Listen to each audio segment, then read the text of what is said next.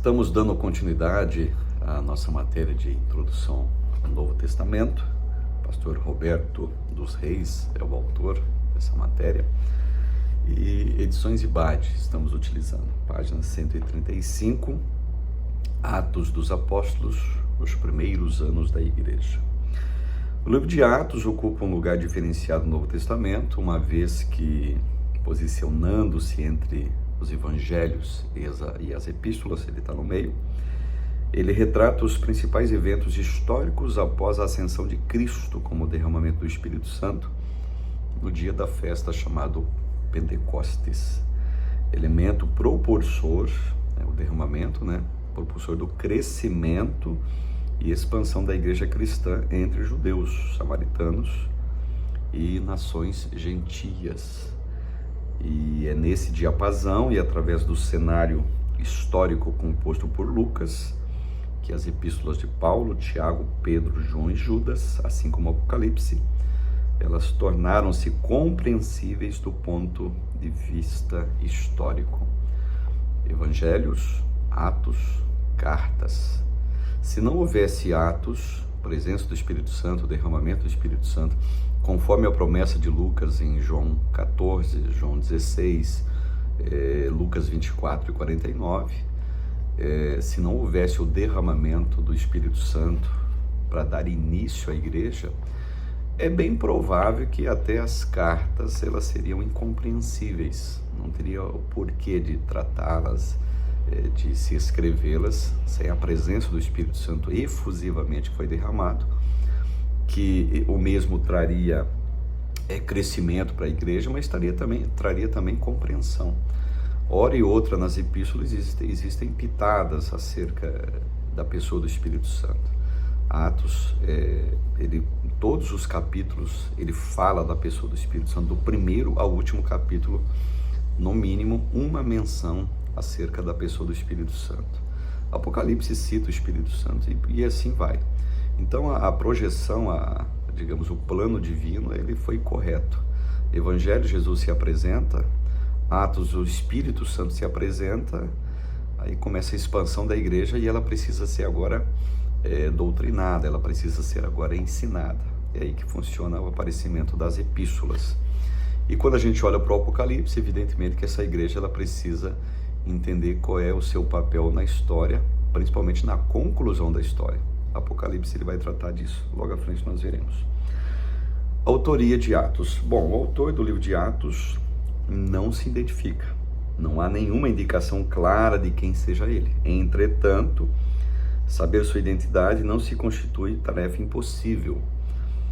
Howard Marshall, professor de exegese do Novo Testamento e acadêmico emérito da Universidade de Aberdeen, na Escócia, aponta dois argumentos como fundamentais para a assertiva de que Lucas, o médico e companheiro de Paulo durante suas viagens missionárias, tenha sido o verdadeiro autor desse livro. Bom, primeira assertiva do doutor Howard Marshall. Bom, em primeiro lugar, afirma que inúmeros versículos aparecem na primeira pessoa do plural, nós, indicando no mínimo de que o autor desse texto tenha efetivamente estado presente nos eventos registrados. Sendo assim, para saber a identidade desse autor, utilizar o método da eliminação, ou seja, elimina-se da lista do possível autor as pessoas que são mencionadas pelo nome na terceira pessoa, como é o caso de Silas, ou seja, não foi Silas que escreveu Atos. O caso de Timóteo, o caso de Aristarco. Por exemplo, elimina-se também Epáfras ou Epafrodito, os quais não foram companheiros de Paulo durante sua viagem missionária a Roma. Elimina também o Demas, certo? Que em certa altura do embate missionário, ele abandona o apóstolo dos gentios. Está lá em 2 Timóteo, capítulo 4, verso 10. E ao término desse processo, assevera Marshall, Lucas se destaca como o nome mais óbvio de ser o autor. Então, nesse exercício de eliminação de possíveis autores, o que sobra é Lucas, na visão teológica e exegética do Dr. Marshall. Em segundo lugar, como parte do método de identificação da autoria, estão as evidências externas, ou seja, escritores do período patrístico, que é o período subsequente à era apostólica, como por exemplo Irineu, que em suas obras contra heresias, no 3º capítulo, ele sustenta como verdadeiro autor de Atos o evangelista Lucas. Ademais, paralelamente às afirmativas dos escritores patrísticos, e ainda como parte das evidências externas, Marshall ele aponta o cânon muratoriano como testemunho da autoria lucana do livro de Atos. E toda a tradição cristã, depois da patrística também, ela vai atribuir a Lucas essa autoria. A data e redação. Brodus Haley grafa o seguinte: um dos problemas mais discutidos no meio erudito do Novo Testamento hoje em dia, a questão da data em que o livro de Atos foi redigido. E tem algumas datas sugeridas, no caso, pelos estudiosos, que giram em torno de 160 a 150 depois de Cristo. Não podemos levar isso em consideração, essa data, até 150. Lucas já não estava mais vivo. A partir do ano 60 é plausível ele ter escrito, E levando em consideração a forma abrupta como o autor termina o livro, o capítulo 28 termina de forma abrupta, O livro sustenta a tese de que tenha sido redigido entre 63 e 64 depois de Cristo, alguns anos antes da morte do apóstolo Paulo em Roma, o que teria ocorrido entre o ano de 67 e 68. Então, a data mais plausível é o ano de 63 a 64. Destinatário e tema de Atos. A tarefa não muito difícil é determinar o destinatário do livro, uma vez que já o fizemos em relação ao Evangelho segundo Lucas, a mesma pessoa no caso, Em Atos, uma clara continuação do terceiro evangelho. Lá, deu o texto de Atos 1, verso 1, a gente vai entender. O autor refere-se nominalmente a Teófilo, no verso 3, capítulo 1. Possivelmente um alto oficial do governo romano e patrocinador pelo interesse em conhecer mais do cristianismo, das pesquisas empreendidas por Lucas em Atos dos Apóstolos. Então, o destinatário é nada mais, nada menos do que este homem chamado Teófilo. As palavras-chave em Atos, segundo Leon Tucker, é ascensão, descida e expansão. Ou seja, a ascensão de Cristo é seguida pela descida do Espírito, e a descida do Espírito é seguida pela expansão do Evangelho, citação de Pirma. Ou seja, essa seria a temática do livro.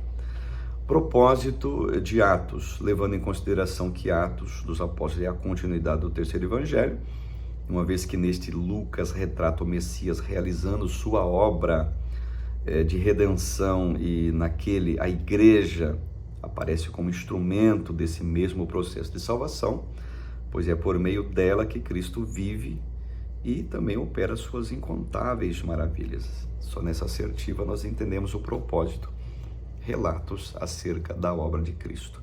Agora, Atos também você pode dizer que é a expansão da igreja no poder do Espírito Santo de Deus. O Espírito Santo e o estabelecimento da igreja, página 139.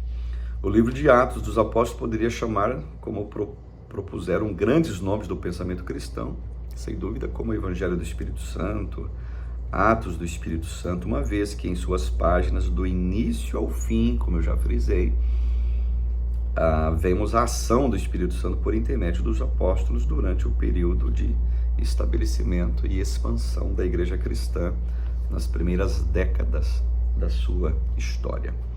Em Atos também nós encontramos Paulo e os projetos missionários do mesmo, citado aqui as 3 grandes viagens missionárias do apóstolo Paulo, está bem documentado, páginas 141, 142, 143, e por fim na página 145 nós encontramos o esboço desse fenomenal livro chamado Atos dos Apóstolos.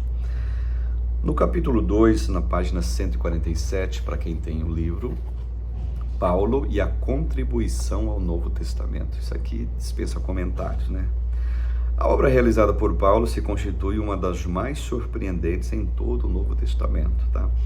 Paulo é uma espécie de Moisés do Novo Testamento, dado as suas proporções, assim como aquele Moisés escreveu tanta coisa, ensinou tanta coisa, direcionou o povo escolhido por Deus. O Paulo, indiretamente, vai fazer a mesma coisa com suas viagens missionárias, plantando igrejas, e com seus escritos doutrinários. Bom, nascido e criado em lar judeu, aprendeu desde cedo a obediência irrestrita aos preceitos da lei judaica, tornando-se um ardoroso defensor da Torá. Em meio à intolerância e cegueira espiritual que no caminho de Damasco, Cristo o encontra e o transforma no mais destacado missionário cristão do primeiro século, contribuindo mais do que qualquer outro com a propagação do cristianismo, no caso. Paulo, a origem dele e a sua formação. Bom, Paulo nasce na cidade de Tarso, às margens do rio Cídino, na planície ciliciana. Nós temos aqui várias informações acerca disso, página 148, como todos já conhecem bem detalhadamente isso, e vamos tratar isso em epístolas paulinas também, e nessa matéria ainda vamos tratar, não vamos ler novamente ou mesmo frisar algum ponto.